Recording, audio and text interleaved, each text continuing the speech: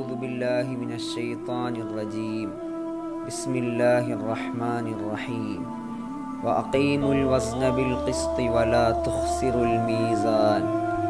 വിളംബരം കുട്ടികളുടെ നാടകം ആരംഭിക്കുകയാണ്.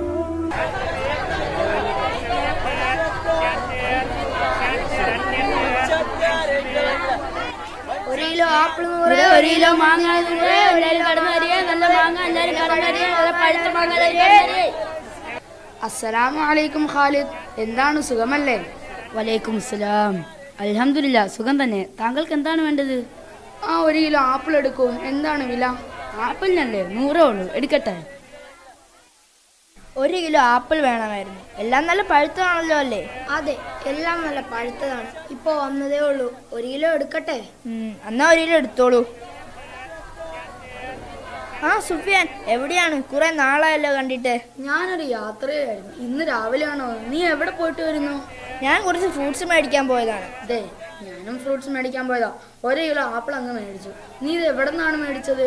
ഞാൻ വടക്കേങ്ങാടിയിലെ മനാഫിന്റെ കടയിൽ നിന്നാണ് മേടിച്ചത്. വീട്ടിൽ കുറച്ച് ഗസ്റ്റ് വന്നിട്ടുണ്ട്, അപ്പൊ അവർക്ക് ഒരു കിലോ അങ്ങ് മേടിച്ചു. ഇതോ? ഒരു കിലോയോ? ഏയ്, ഇതൊരു കിലോ ഒന്നുമില്ല. ഞാനും ഒരു കിലോ ആണല്ലോ മേടിച്ചത്. അത് ശരിയാണല്ലോ, തൂക്കത്തിൽ എന്തോ പിഴവ് പറ്റിയിട്ടുണ്ട്. വാ, അത് നമുക്ക് പോയി ചോദിക്കണം. അയാളുടെ സ്ഥിരം പരിപാടിയാണ്.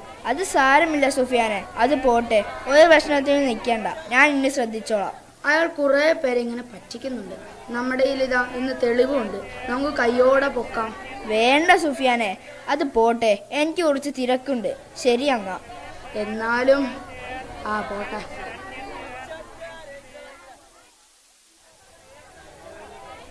വാപ്പച്ചി, എനിക്ക് കുറച്ച് ആപ്പിൾ മേടിച്ചു തരാവോ? ആപ്പിളോ? അതിനെന്താ മോനെ, മേടിച്ചു തരാലോ.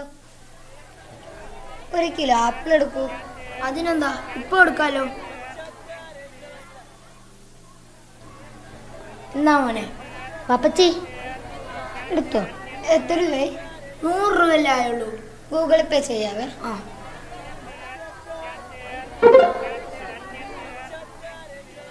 ചെയ്തിട്ടുണ്ട്. ഇടയ്ക്കൊക്കെ ഇങ്ങോട്ട് വരണം കേട്ടോ. ഇവിടെ എല്ലാത്തിനും ഇച്ചിരി വിലക്കുറവൊക്കെയാ. വാപ്പച്ചി, അവർ 1 കിലോ ആണല്ലോ ചോദിച്ചത്. എന്നിട്ട് വാപ്പച്ചി 3/4 കിലോയെ കൊടുത്തോളൂ. എടാ മോനെ, ബിസിനസ് ആവുമ്പോൾ കുറച്ച് ഇങ്ങനത്തെ പരിപാടിയൊക്കെ ചെയ്യണം. എന്നാലല്ലേ നമുക്ക് മാന്യമായ ലാഭം കിട്ടുകയുള്ളൂ. നല്ലപോലെ ജീവിക്കണമെങ്കിൽ കുറച്ച് ഇങ്ങനത്തെ ബിസിനസ് ട്രിക്കൊക്കെ ഉപയോഗിക്കണം. പഠിച്ചു വെച്ചോ. നിനക്കെന്താ, അടുത്ത ആഴ്ച ഐഫോൺ എന്തോ വാങ്ങിക്കേണ്ടതല്ലേ? വാപ്പച്ചിയായി, വാപ്പച്ചിയുടെ കച്ചവടമായി. എന്താന്ന് വെച്ചാ കാണിച്ചോളൂ. അല്ലോ, ജാഫർ ഉസ്താദ് ഓടിയേക്കാം. അസ്സലാമു അലൈക്കും മനാഫെ. വലൈക്കും സലാം. അവനെന്താ ഓടുന്ന കണ്ടത്? ഞാൻ വന്ന കാര്യം പറയാം. കുറച്ചു നാളായല്ലോ നിന്നെ പള്ളിയിൽ ജമാഅത്തിന് കണ്ടിട്ട്. അതുപോലെ തന്നെ നീ അളവിലും തൂക്കത്തിലും വ്യത്യാസം കാണിക്കുന്നുണ്ടെന്നും ഒരു പരാതി ഇട്ടിട്ടുണ്ട്. എന്താണ് നിന്റെ പ്രശ്നം? കച്ചവടത്തിന്റെ തിരക്കിന്റെ ഇടയിൽ അളവിലും തൂക്കത്തിലും വ്യത്യാസമൊക്കെ വന്നിരിക്കും. പിന്നെ ജമാഅത്തിന്റെ കാര്യം, ആ സമയത്ത് ഇവിടെ നല്ല കച്ചവടമുള്ള നേരമാണ്. പിന്നെ ജമാഅത്തിന് ആ സമയത്ത് പള്ളിയിൽ വരികയാണെങ്കിൽ എൻ്റെ കച്ചവടം പോകും. കച്ചവടത്തിന് ബർക്കത്ത് തരുന്നത് അള്ളാഹു അല്ലേ മനാഫെ? നമസ്കാരം കൃത്യമായി പാലിച്ചാലേ ബർക്കത്ത് നിലനിൽക്കുകയുള്ളൂ. എൻ്റെ പുന്നാര ഉസ്താദെ, പടച്ചവൻ എനിക്ക് ബർക്കത്തൊക്കെ തന്നോളൂ. അത് ഉസ്താദ് നോക്കേണ്ട. ഒരു ദിവസം എനിക്ക് കച്ചവടമില്ലെങ്കിൽ ഉസ്താദ് എനിക്ക് ചിലവിന് വരുമോ? ഇല്ലല്ലോ. അതുകൊണ്ട് ഞാൻ എൻ്റെ കാര്യം നോക്കിക്കോളാം. നിങ്ങൾ നിങ്ങളുടെ കാര്യം നോക്ക്. മോനെ മനാഫെ, നിന്റെ അഹന്ത നിന്നെ നശിപ്പിക്കാതിരിക്കട്ടെ. ഞാൻ പോകുന്നു. ഇവൻ ഇതെവിടെ പോയി? അപ്പോ ഡാ.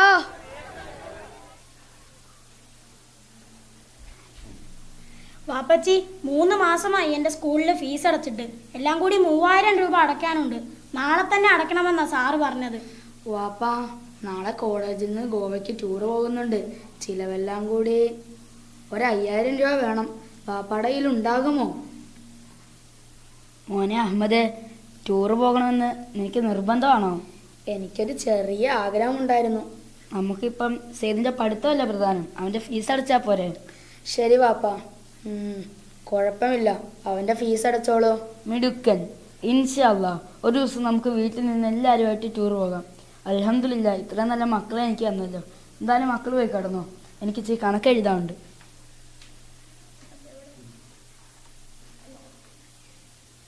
വാപ്പ നാളെ സ്കൂളിൽ നിന്ന് ഗോവയ്ക്ക് ടൂർ പോകുന്നുണ്ട്. എനിക്ക് എന്തായാലും പോകണം.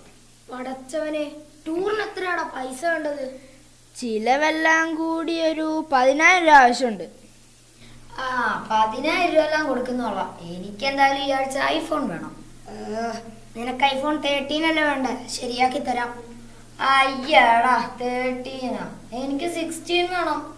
എനിക്കെന്തായാലും നാളെ ടൂറും പോകണം. എനിക്കെന്തായാലും ഫോണും വേണം. ഷോ, നിങ്ങൾ പിണങ്ങല്ലേ മക്കളെ? ഇതൊക്കെ ഇച്ചിരി നേരത്തെ പറയണ്ടേ? എന്നാലല്ലേ കുറച്ചുകൂടെ കച്ചവടം ഒപ്പിക്കാൻ പറ്റുകയുള്ളായിരുന്നു. തൽക്കാലം നിങ്ങളിപ്പോൾ പോയി കിടക്ക്. നാളെ ഞാൻ നിങ്ങൾക്ക് പൈസ ശരിയാക്കി തന്നേക്കാം. നാളെ 10-16 പേരെയും കൂടെ പറ്റിക്കണം. ആരെങ്കിലും വന്നാൽ മതിയായിരുന്നു.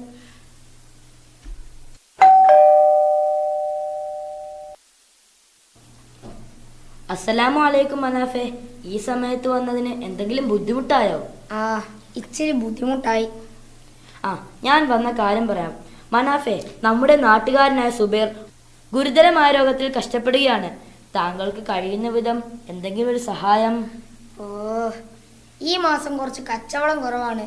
പിന്നെ അതെ, ഇപ്പോൾ മക്കൾക്ക് കുറച്ച് പൈസയുടെ അത്യാവശ്യം കൂടെ ഉണ്ട്. ഇപ്പോൾ എന്തായാലും കുറച്ച് ടൈറ്റിലാണ്.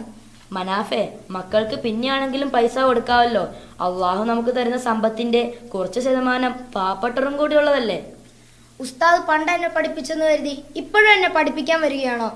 ആരെ സഹായിക്കണം, ആരെ സഹായിക്കേണ്ടെന്നൊക്കെ എനിക്കറിയാം. അത് ഞാൻ നോക്കിക്കോളാം. തൽക്കാലം എനിക്ക് എൻ്റെ മക്കളുടെ കാര്യമാണ് വലുത്. ഉസ്താദ് ഇപ്പൊ നിന്ന് സമയം കളയാതെ പൊക്കോ. മക്കളെ, നിങ്ങൾ ഇവിടെ ഇരിക്കൂ. ഞാൻ അതാരാന്ന് പോയി നോക്കിയിട്ട് വരാം.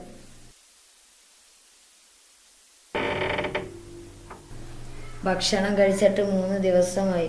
എന്തെങ്കിലും ഉണ്ടെങ്കിൽ തന്നാലും. വരൂ, കേറി വരൂ. താങ്കളെ മനസ്സിലായില്ലല്ലോ. എന്തായാലും ഇരിക്കൂ. മോനെ, കഴിക്കാൻ എന്തെങ്കിലും ഇരിപ്പുണ്ടോ? വാപ്പാ, ഞങ്ങൾ കഴിച്ചു പോയല്ലോ. ഇനി ഉമ്മാക്കും വാപ്പാക്കും കൂടെ ഉള്ളതേ ഉള്ളൂ. സാരമില്ല, നീ ആ ഭക്ഷണം പോയി എടുത്തിട്ട് വാ. വാപ്പാക്ക് വിശക്കില്ലേ? ഇല്ല മോനെ, ഞാൻ ഇന്ന് വൈകുന്നേരം കഴിച്ചായിരുന്നു.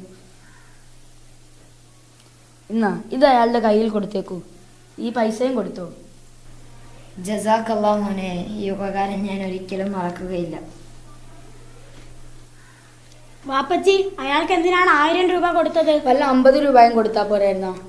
എടാ മോനെ, നമ്മളെക്കാട്ടിയും ആ പൈസയ്ക്ക് അർഹത അദ്ദേഹത്തിനാണ്. നമുക്ക് എല്ലാ ദിവസവും ഭക്ഷണമെങ്കിലും ഉണ്ട്. അദ്ദേഹത്തിന് അതുപോലും ഇല്ലാതായിട്ട് നാളുകളായി. നിങ്ങൾ പഠിച്ചിട്ടില്ലേ, നമ്മളെ സമ്പത്തിൽ ബർക്കത്തുണ്ടാകാൻ സദക്ക ചെയ്യണമെന്ന്? എൻ്റെ മക്കളും സദക്കയിൽ മുൻപന്തിയിൽ എത്തണമെന്നാണ് എൻ്റെ ആഗ്രഹം. നിങ്ങൾ എത്തില്ലേ? ഇൻഷാ അല്ലാ. മോനെ അഹമ്മദ്, എനിക്ക് നാളെ സ്കൂളില്ലല്ലോ? ഇല്ലല്ലോ വാപ്പാ. എന്നാൽ നീ എന്നെ നാളെ കടയിൽ സഹായിക്കാൻ വരണം. ഇൻഷാ അല്ലാ വാപ്പച്ചി. എന്തായാലും നിങ്ങൾ പോയി കിടന്നോളൂ.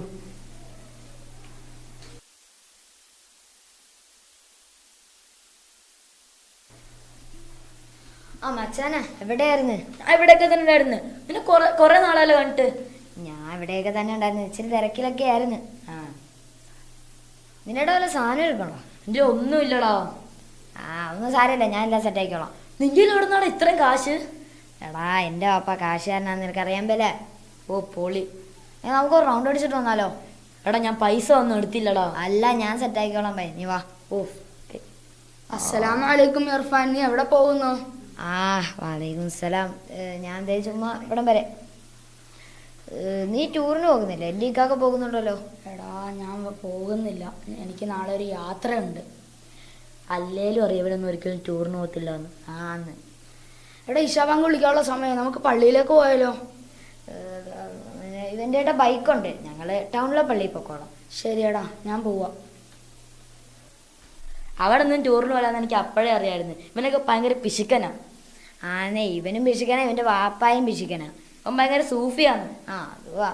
നമുക്ക് എന്തായാലും ഒരു റൗണ്ട് അടിച്ചിട്ട് വരാം. പോവാ.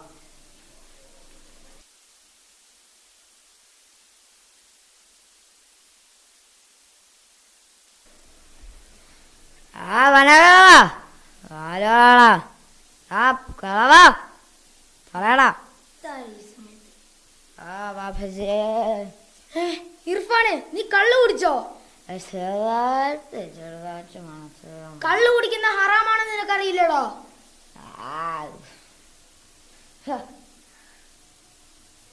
വാപ്പച്ചി കച്ചവടത്തിന് കളവ് കാണിക്കുന്നു. ആരും അറിയില്ലെന്നാ വിചാരം.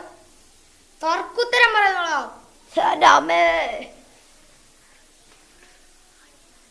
നീ എന്നെ തോന്നുന്ന പണക്കാരൻ പോള.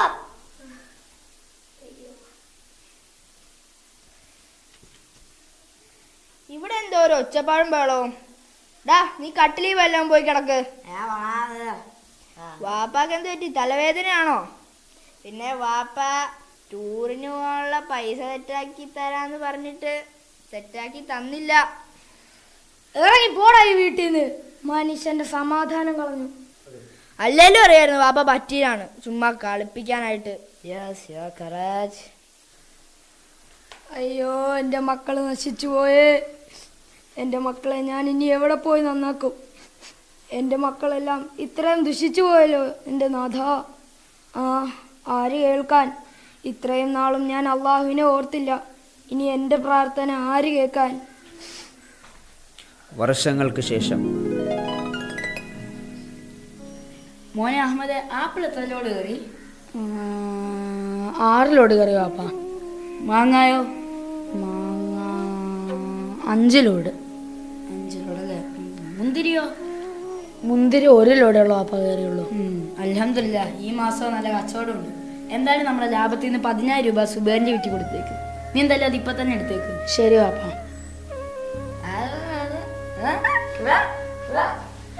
അയ്യോ മോനെ, നമ്മുടെ അല്ല മോനെ, നീ വിട്ടേരട്ടോ. നീ അവിടെ പോയി കളിച്ചോയേ. ബുദ്ധിമുട്ടൊന്നും ഉണ്ടായില്ലല്ലോ അല്ലേ ഖാലിദ്? ഇല്ല, അത് കുഴപ്പമൊന്നും ആയില്ല. വാപ്പ, അത് എൻ്റെ കൂടെ പഠിച്ച ഇർഫാനല്ലേ? അതേ മോനെ, അവൻ കുറച്ച് നാളായിട്ട് ഇങ്ങനെയാണ്. എനിക്കെൻ്റെ മക്കളെ നല്ലപോലെ വളർത്താൻ കഴിഞ്ഞില്ല. പൈസ ഉണ്ടാക്കാനുള്ള ആർത്തി കാരണം ഞാൻ കച്ചവടത്തിൽ ഒരുപാട് പേരെ പറ്റിച്ചു. ഒരുപാട് പേർക്ക് അളവ് തൂക്കത്തിൽ വ്യത്യാസം വരുത്തി. അങ്ങനെ ഉണ്ടാക്കുന്ന ധനം ആപത്താണെന്ന് എന്നോട് ഒരുപാട് പേർ പറഞ്ഞിരുന്നു. പക്ഷെ ഞാനത് ചെവി കൊണ്ടില്ല. ജീവിതം ആസ്വദിക്കാമെന്ന് കരുതിയപ്പോൾ അള്ളാഹു എന്നെ ജീവിതം കൊണ്ട് പരീക്ഷിച്ചു. നിനക്ക് നിന്റെ മക്കളെ നല്ല രീതിയിൽ വളർത്താൻ കഴിഞ്ഞല്ലോ ഖാലിദേ. നീ എത്ര ഭാഗ്യവാനാണ്. മനാഫെ, അള്ളാഹു പശ്ചാത്താപം സ്വീകരിക്കുന്നവനാണെന്ന് എനിക്കറിയത്തില്ലേ? നീ അള്ളാഹുവിനോടൊന്ന് മനസ്സിരുത്തി ദുആ ചെയ്താൽ മതി. അള്ളാഹു നിന്റെ എല്ലാ തെറ്റും പുറത്തു തരും. നിങ്ങളെല്ലാവരും എനിക്ക് വേണ്ടി പ്രാർത്ഥിക്കണം.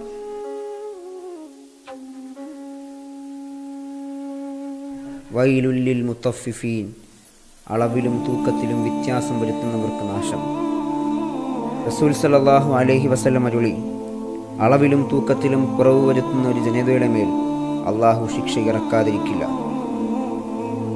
പണ്ടുകാലത്തെ സ്ത്രീകൾ ജീവിതമാർഗം തേടിപ്പോകുന്ന പുരുഷന്മാരോട് പറയുമായിരുന്നു, നിങ്ങൾ നേരായ മാർഗത്തിൽ സമ്പാദിച്ചത് മാത്രം ഞങ്ങൾക്ക് കൊണ്ടുവരിക.